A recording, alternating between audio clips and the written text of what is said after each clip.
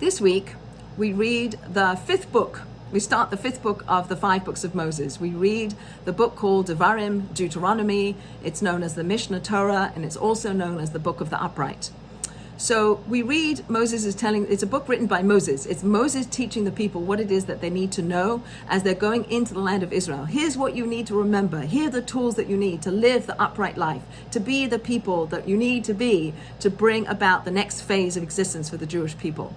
So Moses, he brought us out of Egypt. He traversed with us through the desert. He took care of us. He led us. He shepherded us. He loved us. He rebuked us. And now, as we're about to leave and he's about to die, he gives his last will and testament. So the beginning of this week's Torah portion, he speaks about the places that we encamped. And the reason given as to why he goes over the places is because in these places, there were lessons that we need to learn. There's things that we need to remember so that we don't repeat those things going into the land and being in the land of Israel. So he reminds us of the episode of the golden calf, where the Jewish people get frightened because they miscalculated when Moses was supposed to come down off of Mount Sinai. They miscalculate, they get frightened that Moses is coming back, and they worship a golden calf. He also reminds us, the Jewish people are reminded of the episode of the spies, that 40 years earlier, as the Jewish people were encamped on the edge of the land, going into the land, they were anxious to go in, and they sent spies in to reconnaissance the land. 10 of the 12 spies come back with a report that is described in the text as evil. It was a report that said that the people who live in the land are giants, and we are like grasshoppers in their eyes. They described many funerals that are happening, funerals that were going on in the land to distract the people so they wouldn't notice the spies, but yet the spies see it as a land that eats its people. They're very fearful. They bring back a fear-inducing report, and the people start to cry. They don't understand that God's going to be with them, that God's going to help them conquer the land. Yes, maybe the people are big, and yes, the land is lush and filled with all sorts of obstacles and so on, but God's with you and God's going to help you. But they lose track of that, and they become fearful and they cry.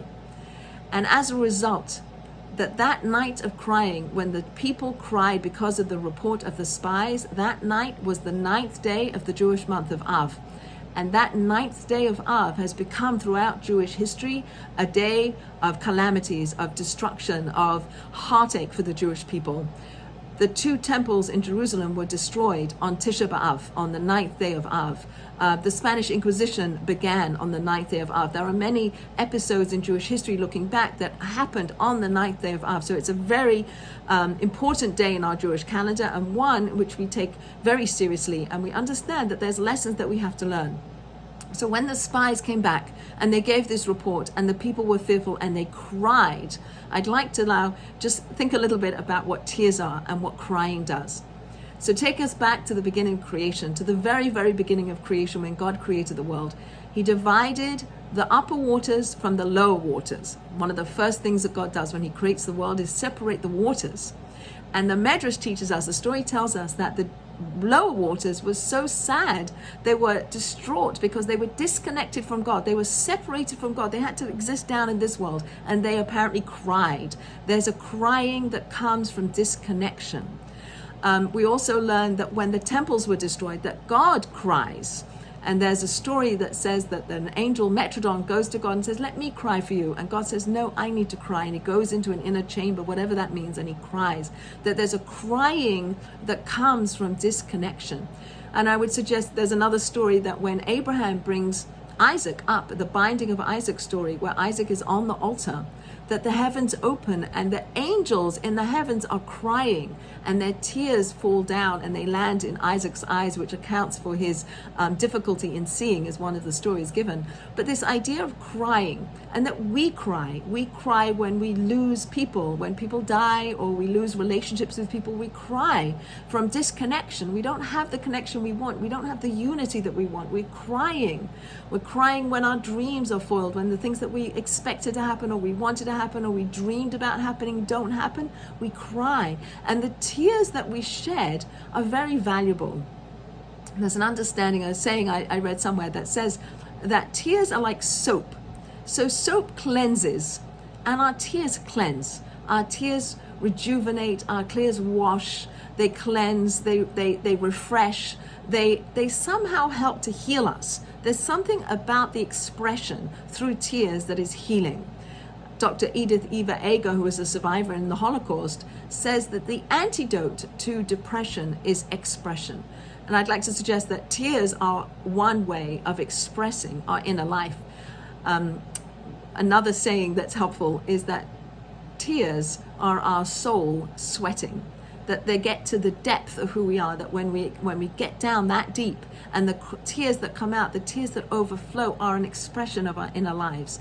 And so these tears that we shed are very important, and we shouldn't stop ourselves from crying. We should help ourselves cry. When children come and they're crying, maybe we don't have to always say, don't cry, don't cry. We could say, I'm here with you, I'm going to hold you. Yes, you're crying because something happened, because you're unhappy, because your friend was mean to you, or whatever it was, you didn't get something you wanted. But I'm going to be here and I'm going to comfort you. I'm going to be in relationship with you, and my presence with you will be comforting. You go to a shiva house and people are crying, and let people cry, but be there with them, hold them, sit with them. Be in their presence is a comfort. We might not be able to fix the issue, but we can be with people, and being with people creates a unity that is healing. So the disconnect that happens when the temples were destroyed on Tisha B'Av, the Jewish people turned their backs on God. They engaged in behaviors that necessitated the destruction of the temples. God's crying, we're crying, because there's a disconnect between us and God.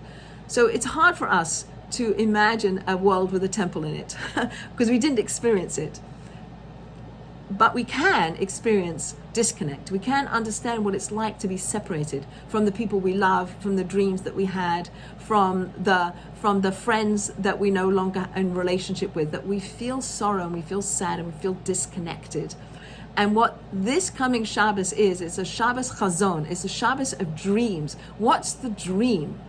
And the dream is the end of days in the Jewish tradition. The Jewish tradition has a sense that there will be an end of days. And in the end of day time, there will be no more death. There will be no more tears.